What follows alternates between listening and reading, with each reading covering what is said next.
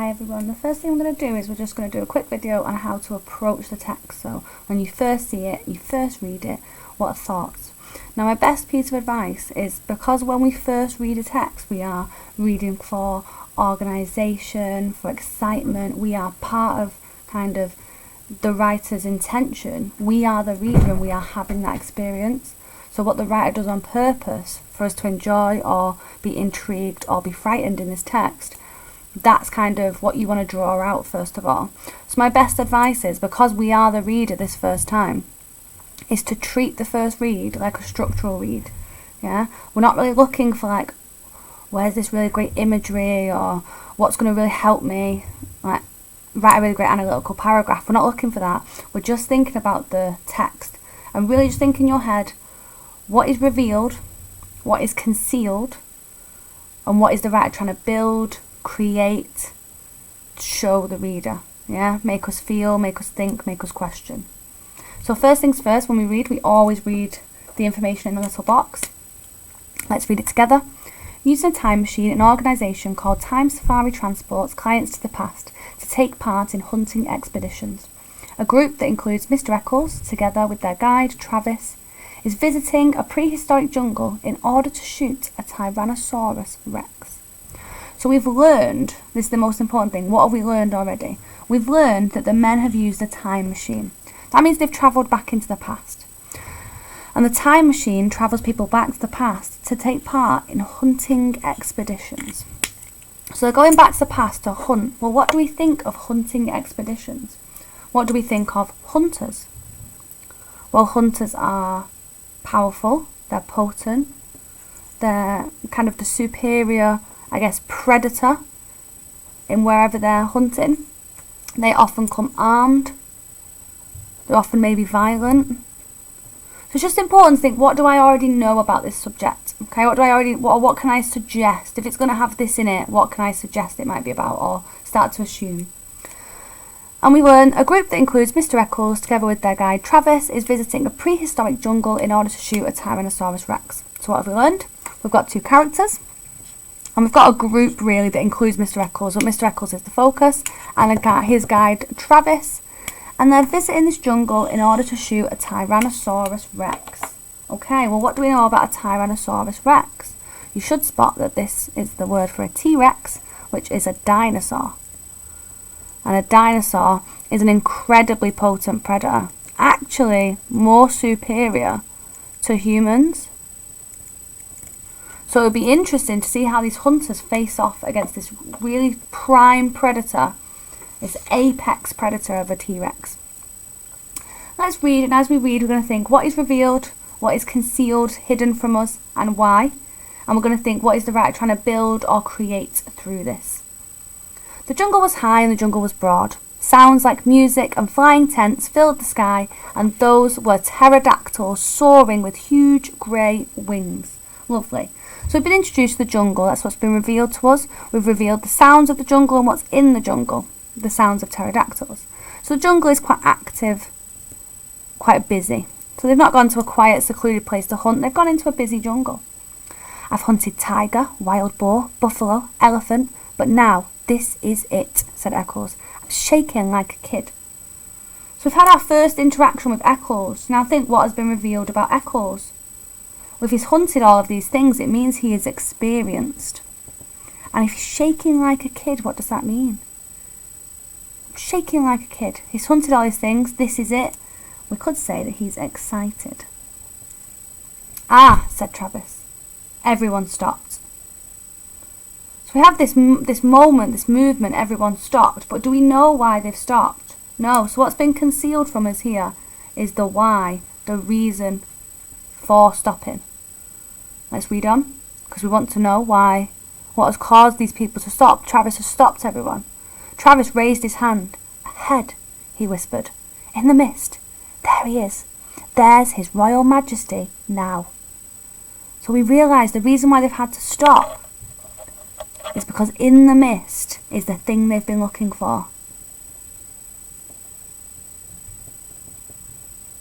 And that means everyone has to stop.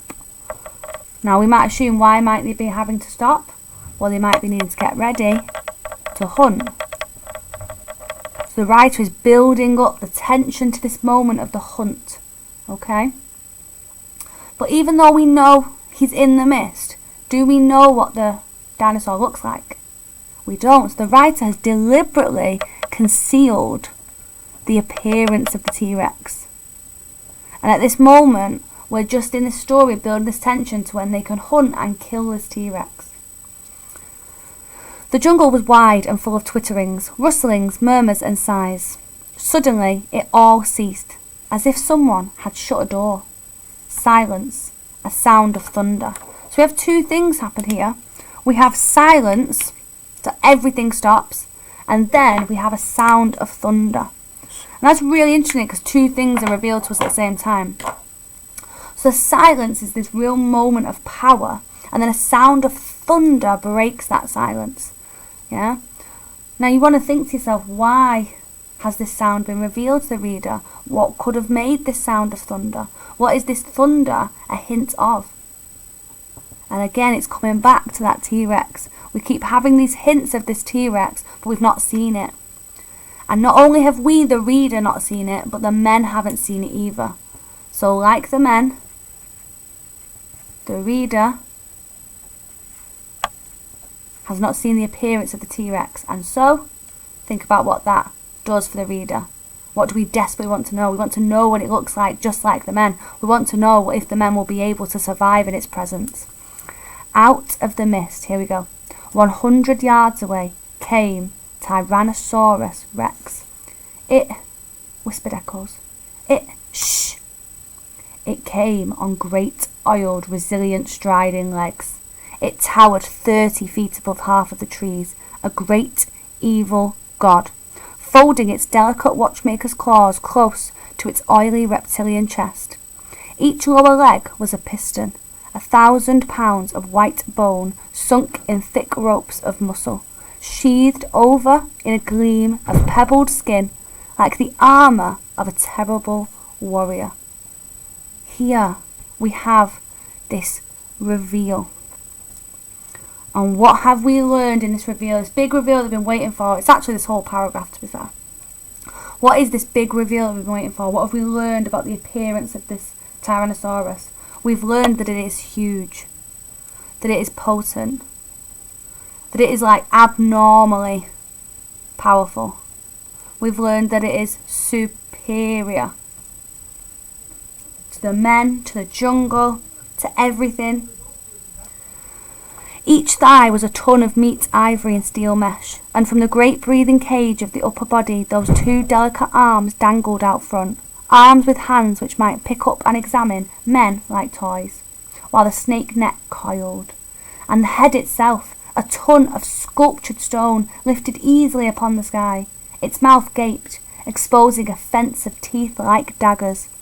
Its eyes rolled, ostrich eggs, empty of all expression save hunger. It closed its mouth in a death grin. It ran, its pelvic bones crushing aside trees and bushes, its taloned feet clawing damp earth, leaving prints 6 inches deep wherever it settled its way. Okay. What is active here? Throughout this whole thing, we've had this active jungle and these active men. What is now active? The T-Rex.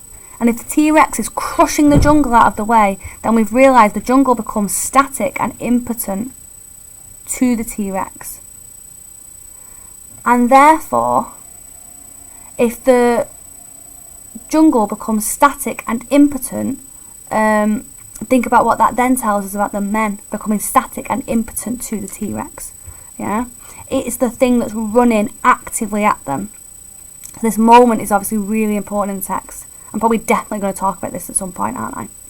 It ran with a gliding ballet step. Sorry, I just had a thought. There was something else I was going to say to you. And it's gone from my brain. So everyone's crushing trees. Its taloned feet clawing damp earth, leaving... Where is that? It's gone from me. I'm really sorry. Let's keep reading. Very sorry. Knock at the door. Right, okay. We'll keep going. So it ran with a gliding ballet step, far too poised and balanced for its 10 tons. It moved into a sunlit area warily, its beautiful reptilian hands feeling the air. Why? Why? Eccles twitched his mouth. It could reach up and grab the moon. So like the reader, Eccles has noticed the size of it. Could reach up and grab the moon. He, like us, is shocked. He, like us, is intimidated by this creature. Shh! Travis jerked angrily. He hasn't seen us yet. Why does Travis not want us to see the... why does Travis not want the dinosaur to see the men? Think about what they're there to do. It's so that the men can hunt the dinosaur, yeah? I just remembered what I was going to say earlier. I was going to say when we get this big reveal, we also think of our versatile vocabulary. So I told you the jungle was active, but I also want you to think of what is vulnerable here, what is abnormal here, etc. Specifically like vulnerable and unsettling, I think work really well here. So what is unsettling? The sheer size, the sheer abnormal superiority of this creature. What has become vulnerable? The jungle and maybe the men.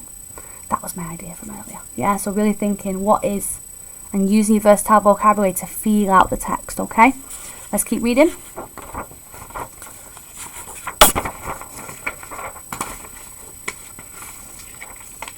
Okay, it can't be killed. Eccles pronounced this verdict quietly, as if there could be no argument. He had weighed the evidence, and this was his considered opinion. The rifle in his hands seemed like a toy gun. We were fools to come. This is impossible. It can't be killed. This is impossible. What is revealed about Eccles here compared to the beginning, when he was boasting about everything he's hunted. It reveals that change in his attitude. Eccles now. What versatile vocabulary could we use to describe Eccles now? He is now impotent, vulnerable, unsettled. Shut up, hissed Travis. Nightmare. Turn around, commanded Travis. Walk quietly to the machine. We'll remit half your fee.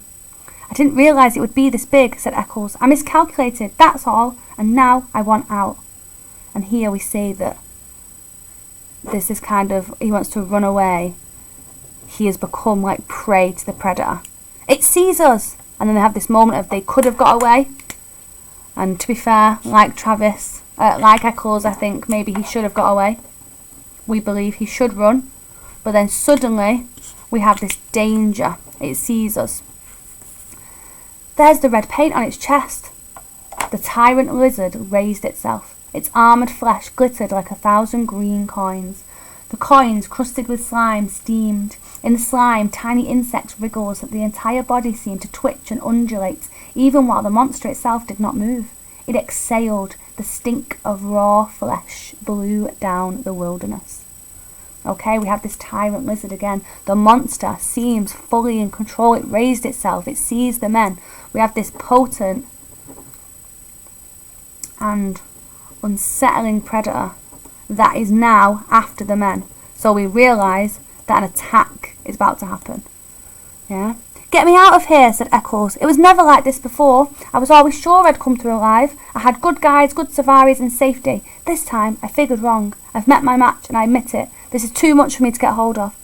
Don't run, said Lesperance. Turn around. Hide in the machine.